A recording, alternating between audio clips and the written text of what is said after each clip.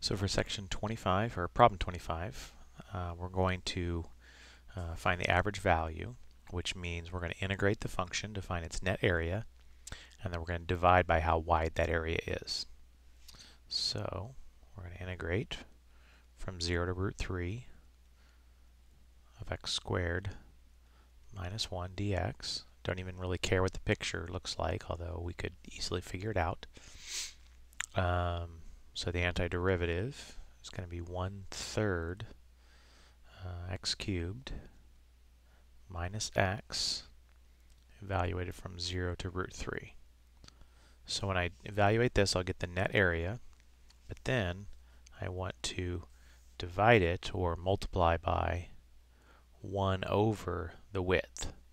And the width of the region that we're finding the net area is from 0 to root 3, which we just would subtract those. And clearly we get a region that's the square root of 3 wide. So that's what we'll be dividing by. Alright, so let's finish finding the net area. So we're going to get 1/3 root 3 cubed minus root 3. So that's plugging in the first, and now we need to subtract, plugging in the lower bound, which will just give us 0. Okay, so I get 1/3 root 3 times root 3 is 3 times we have another root 3 minus root 3. 1/3 cancels, and I'm left with root 3 minus root 3, which is 0.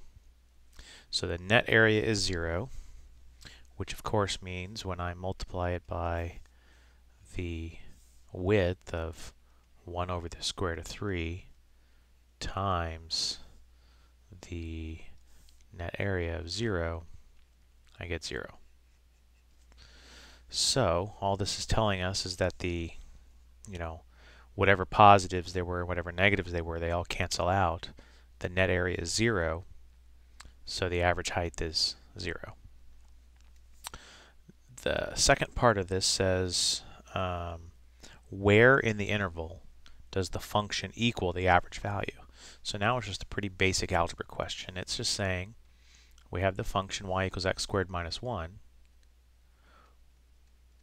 When does that equal this average value we got? And add 1, take the square root, and I get x equals positive and negative 1. So what this is telling me is, and again throw out the negative because it's not in our region, that c value is at 1. Okay, so now maybe we should take a quick second to look at this picture. So I'm going to sketch it right over here real quick. So our graph has a parabola down at -1 and would look like this. Here's our value 1. Root 3 is bigger than 1, so it's over here someplace. So the first thing we did is we found the area. So we added up this lower part, and then we added up this upper part, and we got 0. Now we divided by the width of the interval, and we got obviously still 0. And then it says, where does the function actually have that as its value, as its height? And that's what we found here. It has it at 1. Okay, so let's do number 27. Integrate from 0 to 1. So we got to do the net area. It's from 0 to 1. Always put the integrand in parentheses if it's more than one term. So that'll get us the net area, and then we're going to divide it by the width of the interval, which in this case is just 1. So I get, looks like negative x cubed minus x. Take the derivative to check it. Looks good. So this is going to be a fairly easy one. I'm going to get negative 1 cubed minus 1 minus, plug in 0, and I get 0. So I get negative 1 minus 1. The net area is negative 2. Then they want me to find the average, but since the width of the interval is just 1, when I multiply by 1 over 1, I get, obviously, still negative 2. Okay, so let's take again another look at a graph here.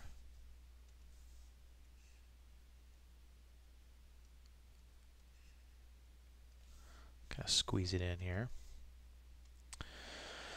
Okay, negative 3x squared minus 1 is a parabola that's upside down. It's down at negative 1. And it hasn't been shifted left or right, but it is 3 times as steep. So essentially we get a graph that I didn't plan out very well, but would look about like that. So they asked me to integrate from 0 to 1. And so that would find me first this net area, which apparently is negative 2. So if we add up all the y values here, we would get negative 2 as a total. And then we gotta divide it by 1, which still gives us negative 2. So now the question says, where does the function take on its value, its average value? So negative 2, I'm going to just say is right about there. And so right here, the function has a height or a y value of negative 2 of the average. And so they want us to find that value. So all I have to do is a little quick algebra. I'm going to set my function equal to negative 2. Sorry for squeezing this in here. So I'm going to add 1, and I'm at negative 1. I'm going to divide by negative 3. So that should put me at 1/3 equals x squared. Yeah, that looks good. Take the square root, and I get x equals 1 over the square root of 3, which we can rationalize if you want and write it as square root of 3 over 3. But essentially that is what we found. So this c value, this value right here, is going to be root 3 over 3. And that's when the function has its average value. Okay, let's stop this video here, and we'll probably finish the rest of them in the next video.